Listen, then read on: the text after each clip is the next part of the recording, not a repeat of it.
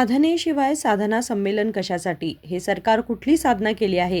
हे काही साधना संमेलन नसून स्वतःची संपत्ती कमावण्याचं संमेलन आहे, असा घणाघाती माजी आमदार संजय पाटील यांनी आरोप केलाय. भाजपकडून त्यांच्या विरोधात झिरो सरकार आंदोलन छेडण्यात येणार असल्याचंही त्यांनी सांगितलं. आज बेळगावमध्ये आयोजित पत्रकार परिषदेत ते बोलत होते. ते म्हणाले की काँग्रेस सरकारने काहीही साध्य न करता केवळ स्वतःची मालमत्ता वाढवण्याचं काम केलं आहे. 50 वर्षाच्या कर्नाटकाच्या इतिहासात मंत्री हनी ट्रॅपमध्ये अडकले आहेत.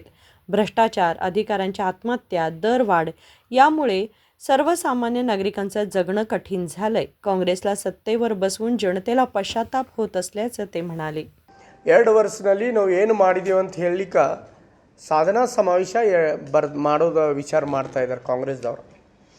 ಈಗಾಗಲೇ ಅವರು ಏನೇನು ಸಾಧನೆ ಮಾಡಿದ್ದಾರೆ ಅದ್ರ ಬಗ್ಗೆ ಎಲ್ಲ ಪಾಯಿಂಟ್ಸ್ ಕೂಡ ನಮ್ಮ ಜಿಲ್ಲಾ ಅಧ್ಯಕ್ಷರು ತಮ್ಮ ಎದುರುಗಡೆ ಪ್ರಸ್ತಾಪ ಮಾಡಿದ್ದಾರೆ. ಮತ್ತು ಅದು ಲಿಖಿತವಾಗಿ ಕೂಡ ತಮ್ಗೆ ಕೊಡ್ತಾ ಇದ್ದೀವಿ. ಮತ್ತು ನಾ ಅದು ರಿಪೀಟ್ ಮಾಡೋದು ಸರಿ ಅನಿಸಂಗಿಲ್ಲ. ಆದರೆ ಇದಕ್ಕೆ ನಾವು ಒಂದು ಬೇರೆ ಹೆಡ್ಲೈನ್ ಕೊಡಬೇಕು ಅನಿಸ್ತಾ ಇದೆ. ಇದು ಸಾಧನಾ ಸಮಾವೇಶ ಅಲ್ಲ, ಕಾಂಗ್ರೆಸ್ದವರ ಸ್ವಂತಗೆ ಕಳಿಸಿದ ಸಂಪಾದನಾ ಸಮಾವೇಶ, ಸ್ವಂತಗೆ ಆಸ್ತಿ ಸಂಪಾದನೆ ಮಾಡುವಂಥ ಇದು ಸಮಾವೇಶ. ಯಾಕಂದರೆ ಪ್ರಾರಂಭದಿಂದ ಹಗರಣಗಳ ಮುಡ ಹಗರಣ, ವಾಲ್ಮೀಕಿ ಹಗರಣ ಇರ್ಬೋದು, ಅಧಿಕಾರಿಗಳು ಆತ್ಮಹತ್ಯೆಗಳು ಇರ್ಬೋದು, ಎಲ್ಲ ಈ ಒಂದು ಪಾಯಿಂಟ್ ಮರ್ತರು ನಮ್ಮ ಜಿಲ್ಲಾಧ್ಯಕ್ಷರು. ಇಡೀ ನನಗೂ ಅಂದ್ರೆ ನಾವೀಗ 50 ವರ್ಷ ದಾಟಿದ್ದೀವಿ. 50 ವರ್ಷದ ಇತಿಹಾಸದಲ್ಲಿ ಕರ್ನಾಟಕದಲ್ಲಿ ಹನಿ ಟ್ರ್ಯಾಪ್ ಅಂತ ಸಬ್ಜೆಕ್ಟ ಯಾರೇ ಮಂತ್ರಿ ಮಾತಾಡೋದ ನಾವು ಯಾವಾಗೂ ಕೇಳಿಲ್ಲ.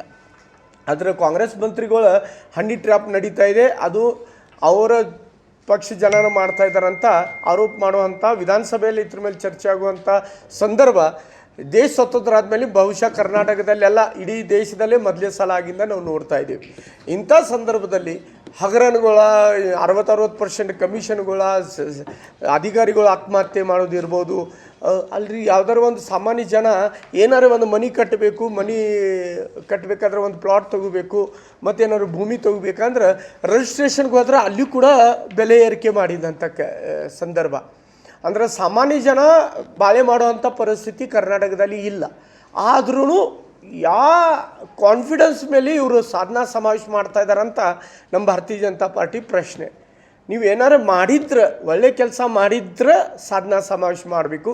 ಬರೀ ಜನರ ಎದುರುಗಡೆ ಹೋಗಿ ಇದಕ್ಕೂ ಈಗ ನಮ್ಮ ಬೆಳಗಾವಿಯಲ್ಲಿ ಮಹಾತ್ಮ ಗಾಂಧೀಜಿಯವ್ರ ಹೆಸರು ತೊಗೊಂಡು ಕಾರ್ಯಕ್ರಮ ಮಾಡ್ರು. ಆಳಿಕೂ ಕೂಡ ಏನೇನು ನಡೆದಿಂದ ತಾವು ಎಲ್ಲರೂ ಕೂಡ ನೋಡಿದ್ದೀವಿ. ಮಹಾತ್ಮ ಗಾಂಧೀಜಿಯವರು ಇಲ್ಲಾಗಿದ್ರೆ ಎಲ್ಲಿ ಇದ್ರ ಮೇಲೆ ಕಟ್ಔಟ್ಸ್ಗಳ ಮೇಲೆ ಎಲ್ಲ ಮಂತ್ರಿಗಳ ಮತ್ತು ಅವ್ರದ್ದು ಫೋಟೋ ಹಚ್ಚಿ ಅಡ್ವರ್ಟೈಸ್ಮೆಂಟ್ ಮಾಡುವಂಥ ಕೆಲಸ ಮಾಡ್ತಾಯಿದ್ದಾರೆ. ಅವ್ರಿಗೆ ಗೊತ್ತಿದೆ ನಾವು ಕೆಲಸ ಸರಿಯಾಗಿ ಮಾಡ್ತಾಯಿಲ್ಲ, ನಮ್ಮ ಭ್ರಷ್ಟಾಚಾರ, ನಮ್ಮ ಆಡಳಿತಕ್ಕೆ ಜನ ಬೇಸರಾಗಿದ್ದಾರೆ, ಅದಕ್ಕೆ ಅಡ್ವರ್ಟೈಸ್ಮೆಂಟ್ ಮಾಡಿ ಏನಾರು ಪರಿವರ್ತನೆ ಮಾಡಲಿಕ್ಕೆ ಸಾಧ್ಯ ಇದೆ ಅಂತ ಬಹುಶಃ ಮುಖ್ಯಮಂತ್ರಿ ಆಗಲಿ ಅವ್ರ ಮಂತ್ರಿಮಂಡಲ ಪ್ರಯತ್ನ ಮಾಡ್ತಾಯಿದೆ. ಆದರೆ ಕರ್ನಾಟಕ ಜನ ಭಾಳ ಜಾಣರಿದ್ದಾರೆ. भाजप ग्रामीण जिल्हाध्यक्ष सुभाष पाटील म्हणाले की काँग्रेस सत्तेत आल्यानंतर PFI सारख्या संघटनांचा प्रभाव वाढला आहे.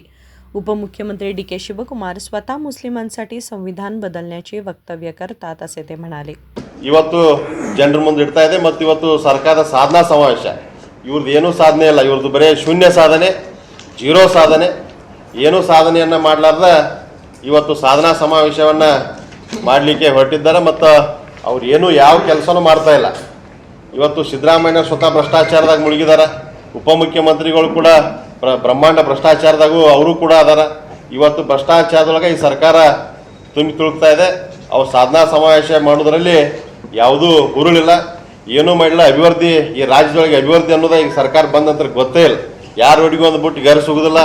ಒಂದು ರೋಡ್ಗಳು ಕೂಡ ಇವತ್ತು ಸರಿ ಇಲ್ಲ, ಯಾವುದೂ ಯೋಜನೆಗಳು ಸರಿ ಇಲ್ಲ. ಕಿಸಾನ್ ಸಮ್ಮಾನ್ ಯೋಜನೆ ಒಳಗೆ ಪ್ರಧಾನಮಂತ್ರಿ ಅವರು 6,000 ರೂಪಾಯಿ ಕೊಡ್ತಿದ್ರೆ, ನಮ್ಮ BS ಯಡಿಯೂರಪ್ಪನವ್ರು ಮುಖ್ಯಮಂತ್ರಿ ಇದ್ದ 4,000 ಕೊಡ್ತಿದ್ರು. ಅದನ್ನ ಯೋಜನೆ ಯಾಕೆ ಬಂದ್ ಮಾಡಿದ್ರು? ಇವರ ಶಿಷ್ಯ ವೇತನವನ್ನು ಬಂದ್ ಮಾಡಿದರು. ಎಲ್ಲವನ್ನೂ ಬಂದ್ ಮಾಡಿ ಬರೀ ಗ್ಯಾರಂಟಿ ಹೆಸರನ್ನು ಹೇಳ್ಕೊಂತ ಇವರು ಹೊಂಟು ಬಿಟ್ಟಾರ.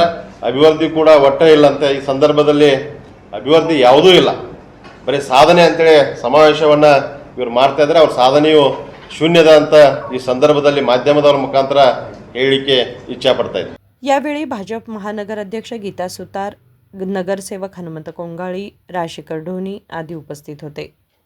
संकल्प शिंदे, KMM मराठी, बेळगाव.